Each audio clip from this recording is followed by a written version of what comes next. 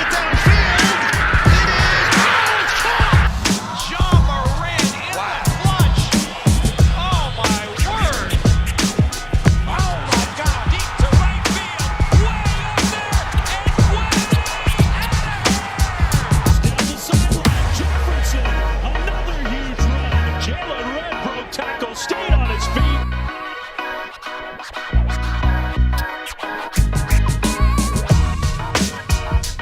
What's happening, everybody? Hope you're all having a great day, and welcome back to another episode of Blake's Take with yours truly, Blake Neiman. And every 4 years when the Summer Olympics come around, you picture world-class athletes representing the red, white, and the blue in various sports against other countries from all across the globe. The U.S. is very successful in various sports at the Olympic Games, but arguably the most dominant is the United States basketball team.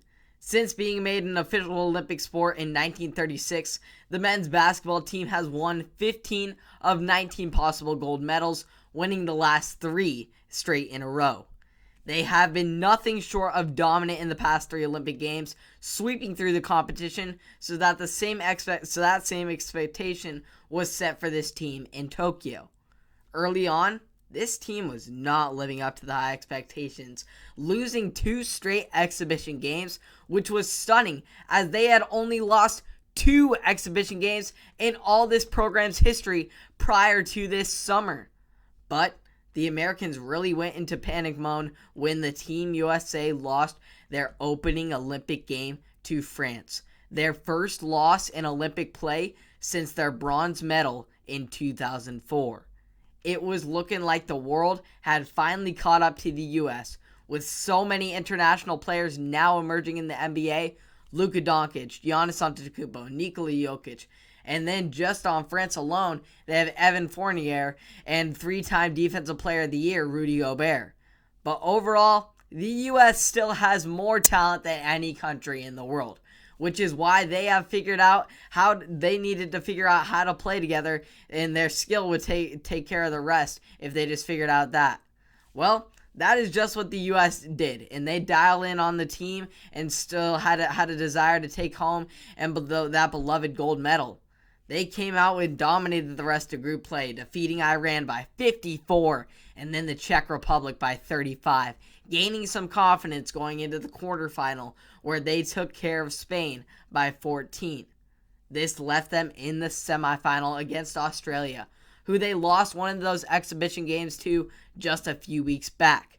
But they got their redemption on the Aussies this time, as they in dominant fashion as well, with a 19-point blowout highlighted by a major improvement in offensive setups and defensive stops. Now, they were guaranteed a medal, but the U.S. doesn't settle for anything less than gold. The team standing in their way was the French, who ironically, here they are again. They upset the Americans in that first Olympic game, making them one of the most highly anticipated gold medal matches in Olympic basketball history.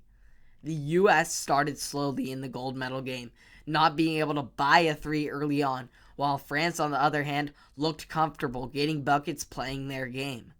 But cue Team USA's all-time leading scorer and best player on the planet, Kevin Durant, who led the way the entire way through all 3 gold medal games of his career, and the first 3 quarters of this gold medal game where he was unstoppable, creating and knocking down shots to keep his team in it. By the time France, who was singling him out, it was too late, as he was locked in the zone, finishing with 29 total points in this game, securing his 3rd straight gold medal as an individual, and the U.S.'s 4th consecutive as a team. In 3 gold medal games, Durant has been nothing short of spectacular, scoring 30 in London, 30 in Rio, and now 29 in Tokyo. But KD wasn't the only contributor in this hard-earned gold medal run, as Drew Holiday brought his defensive energy straight from the NBA Finals over to Tokyo. With 3 steals in this one, while holding the France's biggest offensive production and current NBA player, Evan Fournier, to 33% shooting, including 2 of 9 from beyond the arc. Fournier couldn't get an inch of advantage trying to get downhill against Holiday, similar to how Chris Paul was trying to in the finals.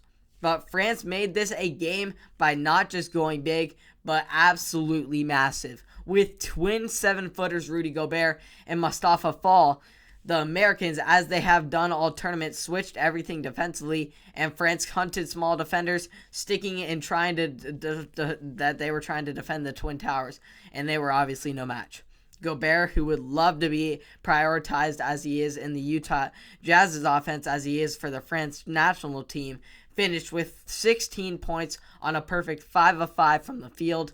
He sealed deep and rolled hard and was given the green light to back his way under the basket until the U.S. was just forced to foul him, which is where the trouble began. Gobert finished with just 6 for 13 from the free throw line. He had a legit chance to lead the French to a gold medal over the country that he plays in the NBA. And had he been able to have a good night at the free throw line, that would have been very possible. But in the end, the U.S. was just the superior team, both at the top end and from a depth standpoint. People saying that the U.S. don't need to send their star players to the Olympics are ignoring how far international basketball has become, with over 100 international players now in the most competitive league of all, the NBA. There is no shortage of talent around the globe. And if KD wasn't there for Team USA, this could have been a very different story for the U.S. Fortunately for Team USA, though, he was there, ever embracing the big stage and his responsibility to own it.